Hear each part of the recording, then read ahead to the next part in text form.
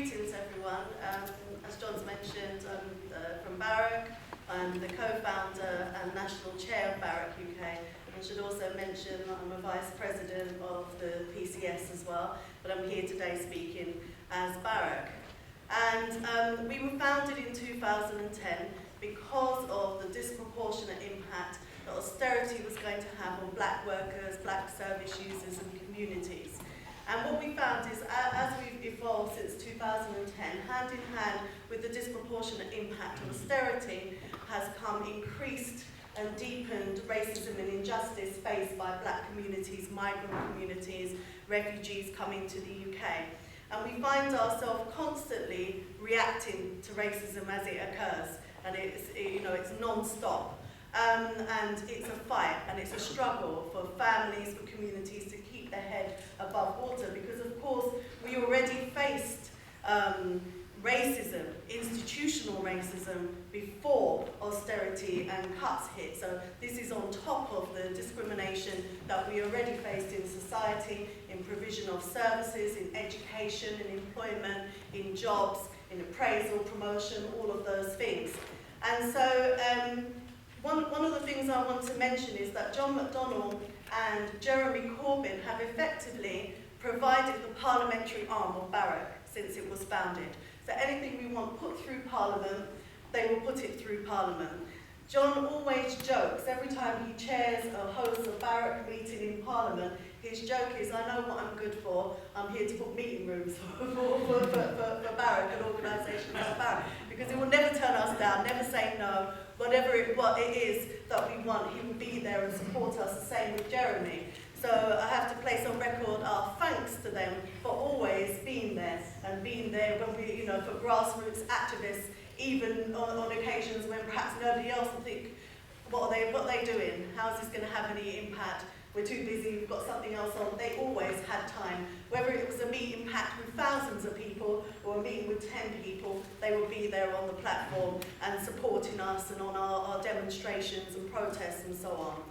So because of the fact that we're facing ongoing racism, non-stop racism, and post-Brexit, what we've seen is an increase of racist attacks being reported. Not that we didn't face racism before, but effectively it empowered people who hold racist views to go out and express them. We've seen the rise of fascism, not just in the UK, but across Europe, and all of that has empowered. And what we've seen is the scapegoating of migrant communities and black communities as the reason for austerity, to take away from the real reason and point the finger and blame somebody. So we're constantly having to react to all of that. And for that reason, one of the things that Barrack established 2 years ago was refugee solidarity and aid. So for 2 years, every month or every 2 months, we take aid and solidarity to refugees in the camps in northern France.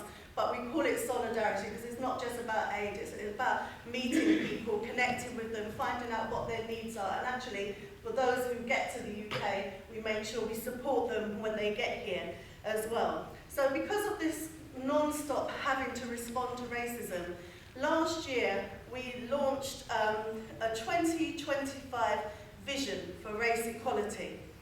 And we did this because we thought we can't keep going month upon month, year upon year, just reacting to racism as it happens.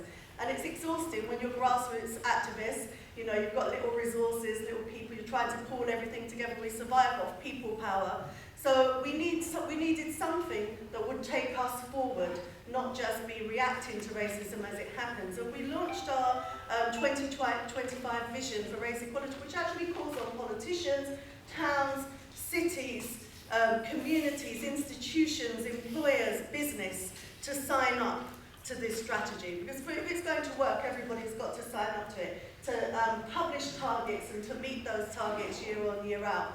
So we launched that at the World Transformed, which ran Fringe Conference alongside the Labour Party conference. And then we had a parliamentary launch, which of course was chaired by John McDonnell in January this year. So I'd ask people to have a look at the strategy. We've got a Barrack table in the exhibition area in the conference, and on Wednesday at lunchtime we've also got a fringe meeting where we'll be talking more about the 2025 vision and how PCS and other unions and trade union movement can support that.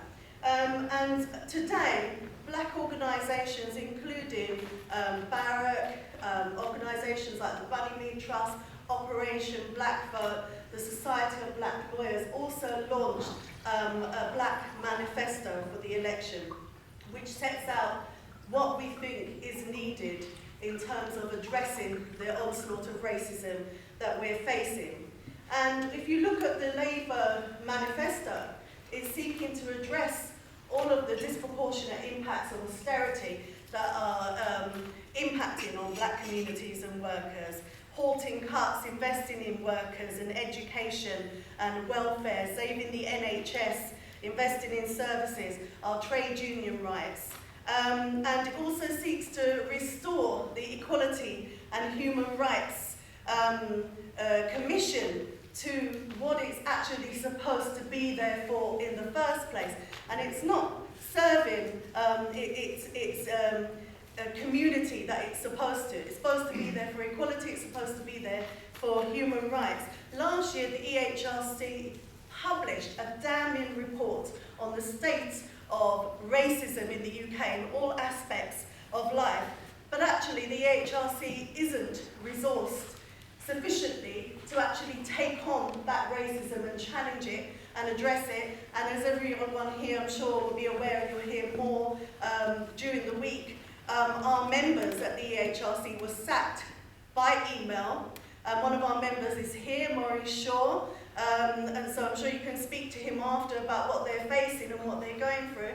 But our members of PCS there are on strike for 20 days currently, rolling strike action. And if you look at who was sacked, it was trade union reps, it was disabled workers, it was women, it was black and Muslim workers and older workers. So the very people that the EHRC are supposed to stand up for are the very people that they're rooting out of the organisation. So it's becoming a more white organisation, yet it's supposed to address race equality. Barrack and other black organisations wrote to the EHRC to complain about them sacking workers and to complain about the fact that they're not doing what they're supposed to be doing on race equality. And we met with them recently, and we're continuing dialogue to try and point the finger at them to say, you are not fit for purpose, you're not doing what you're supposed to do. Where's the equality impact assessment before you sacked all of these workers? How can you say they're not fit to do the job when they all come from the legacy commissions? So they've been doing that job for many years.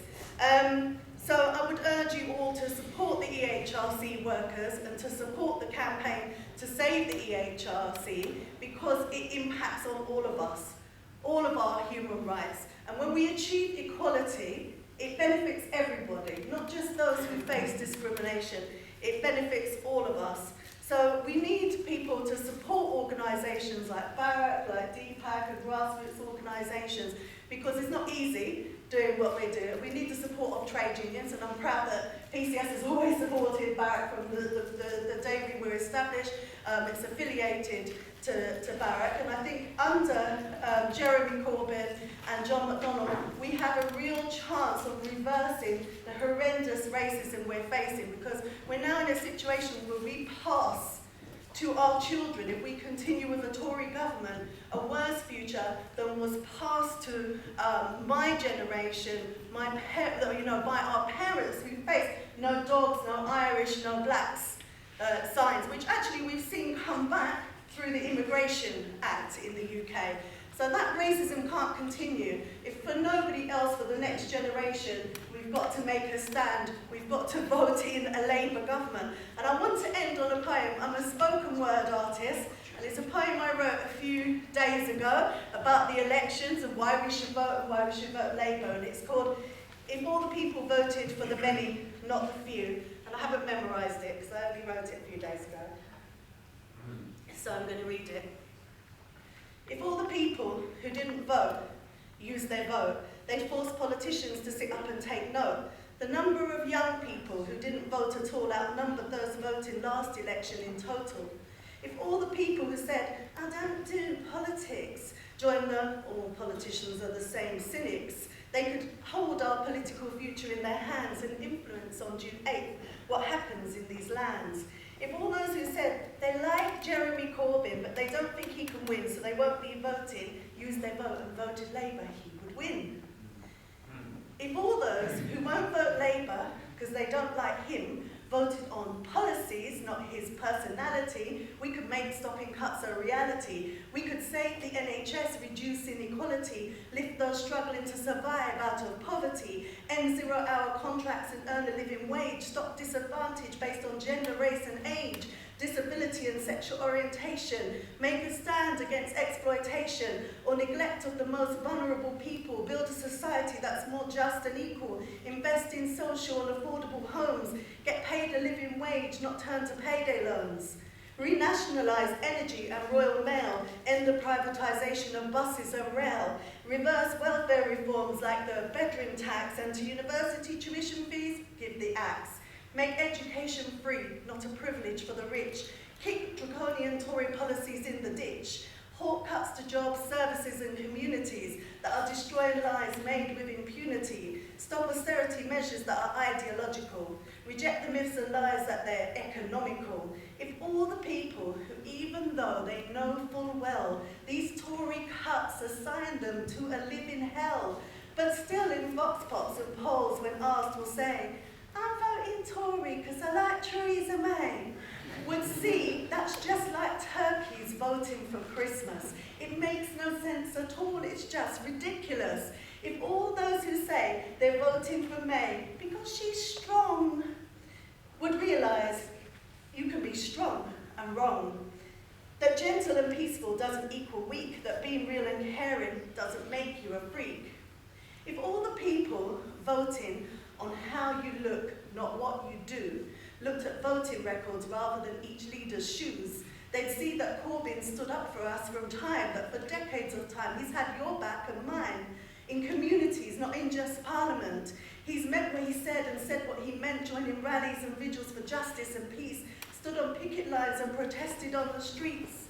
It takes a village to raise a child, Corbyn quotes, an African proverb giving key reasons for our votes. If elected, Labour will invest in education and schools, reinstate EMA, provide free school meals. It pays to invest in the futures of our children. This is what it's all about, the next generation. If all the people who say they won't vote, voted Labour, encourage their friend, colleague and neighbour, we could change the future life chances of young people, build a society that's safe and is stable, protect our rights and defend communities, focus on building trust and hope and unity.